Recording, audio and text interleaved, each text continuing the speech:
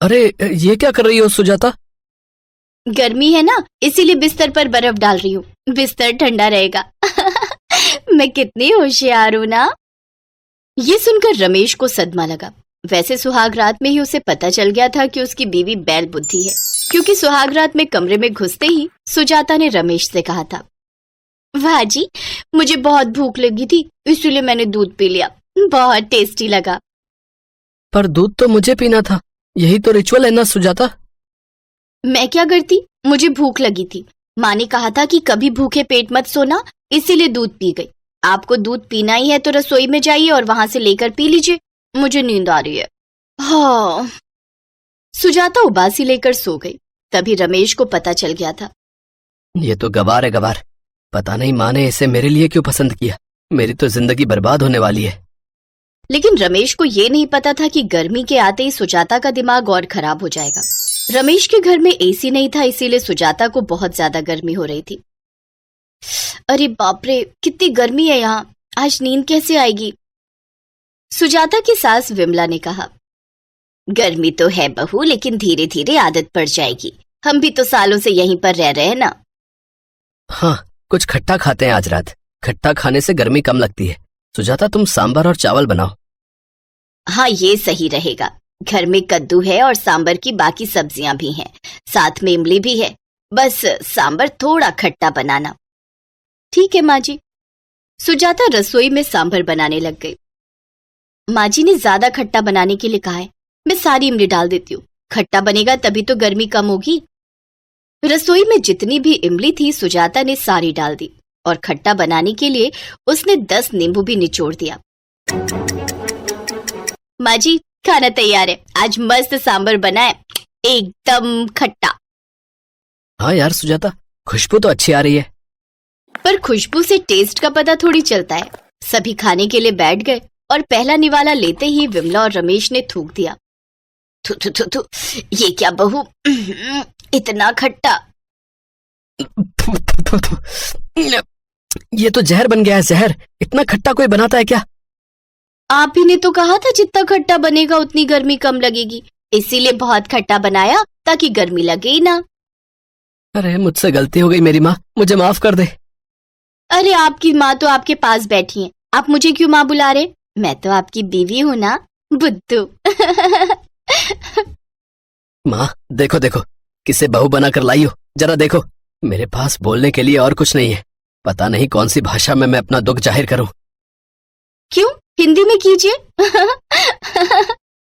रमेश चुप हो गया। मुंह खोलने से ही उसे डर लग रहा था। विमला भी मन ही मन सोचने लगी, पहले पता होता कि ये इतनी गवार है तो मैं इसे थोड़ी बहू बनाती, पता नहीं अब क्या होगा। लगता है पूरी जिंदगी इसकी बेवकूफी देखते देखते ही बीत जाएगी। खाना तो नहीं हुआ, सुजाता खुद ही नहीं खा पाई, उसे गर्मी लग रही थी, इसीलिए उसने फ्रिज से बर्फ निकाला और पूरे बिस्तर पर बर्फ फैला दिया। हाँ, अब बिस्तर ठंडा रहेगा।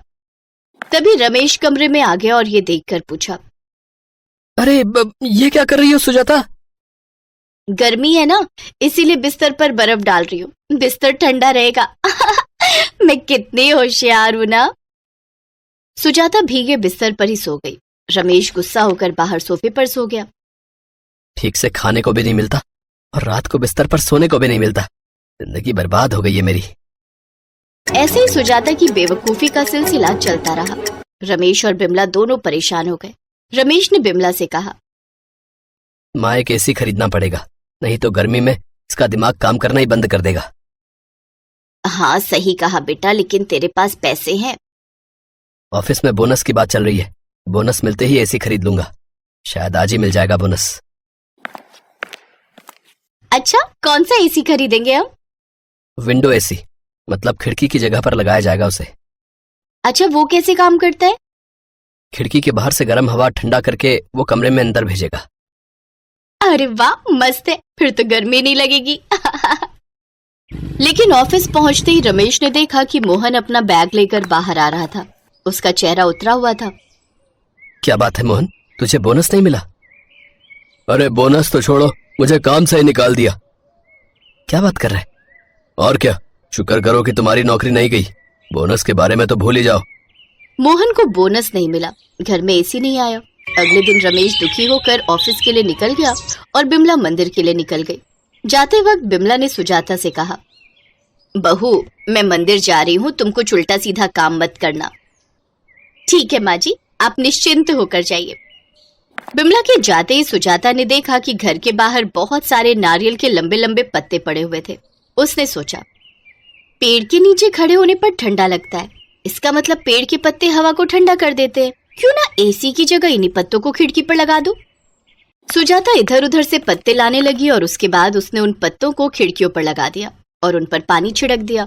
शाम को बिमला और रमेश दोनों एक साथ घर लौटे। वो दोनों ही दुखी थे, लेकिन घर में घुसते ही ऐसा लगा कि अचानक से 10 डिग्री तापमान कम हो गया। अरे ये क्या, घर का तापमान कम कैसे है?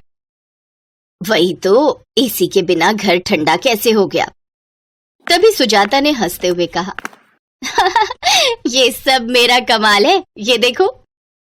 सुजाता ने खिड़की के पत्ते उन दोनों को दिखाए और पहली बार सुजाता का कांड देखकर वो दोनों खुश हो गए। अरे वाह सुजाता, तुमने तो कमाल ही कर दिया। हाँ बहू, आज पता चला कि कभी कभी बेवकूफी भी काम आती है। इसमें बेवकूफी क्या है माँ जी? सभी को पता है कि पेड़ पौधे और पत्ते हवा को ठंडा रखते हैं, बल्कि एसी खरीदना बेवकूफी है। इसीलिए आज बेवकूफ मैं नहीं, आप दोनों हैं। सुजाता की बातों में दम तो था। चारों तरफ फूल पत्ते और पेड़ का होना कितना जरूरी है, ये सुजाता जैसी गवार बेवकूफ ने ही समझा दिया। उसके बाद वो सभी नेचुरल एसी में आराम से गर्मी बिताने लगे।